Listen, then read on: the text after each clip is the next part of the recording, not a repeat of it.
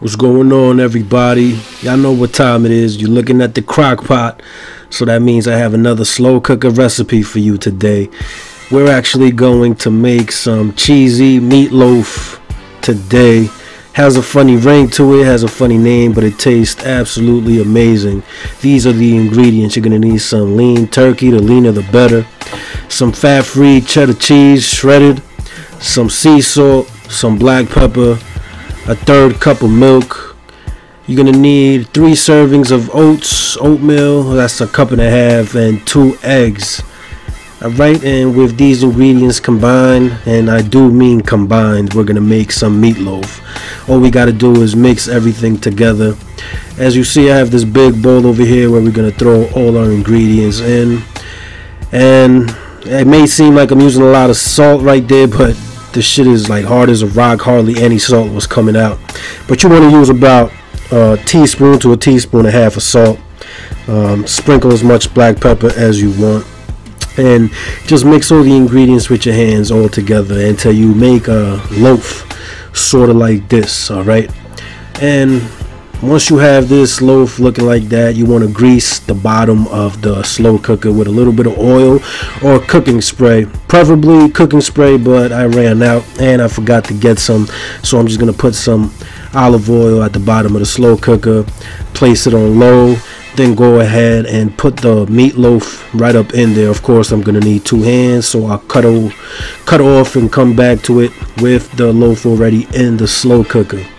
Okay, and just to make everything look prettier and to add some extra food to this, I just went ahead and grabbed some sliced potatoes, tossed them in some olive oil, then added some adobo. This part of the recipe is completely optional. It just makes it look nicer and will add extra variables to your meal. That's about it. So I went and I surrounded the meatloaf with these potatoes. Like I said, it's already on low, and we're gonna leave it cooking for about 7 to 8 hours. Most likely 8 hours, because I got a lot of shit to do. But at the 7-hour mark, when I got back home, it was around 7 hours it's been cooking. And you want to go ahead and add some sauce on top, some tomato sauce or ketchup, whatever you prefer. Me, I got some just some plain tomato sauce. It has some basil, oregano, some green pepper flavoring in it. Put that on top of the meatloaf and just spread it out and let it cook for the last hour. Alright, this does add a lot of flavor to it. I do suggest using some tomato sauce instead of ketchup. You know, I'm not really a big fan of ketchup. It has its moments, but not for something like this. Alright, after the 8 hours is done, your meatloaf should look something like this. It's fully cooked, it's ready to be devoured, and I'm about to put the knife up in this bitch and start slicing it down. Guys, I gotta tell you, this meatloaf tastes amazing. I can't stress it enough. Give these recipes a try. If you haven't got yourself a slow cooker yet, then what is you waiting for? I still have plenty more Crockpot recipes, so go ahead, take some money out, go get yourself a slow cooker. And this is what my meal looks like.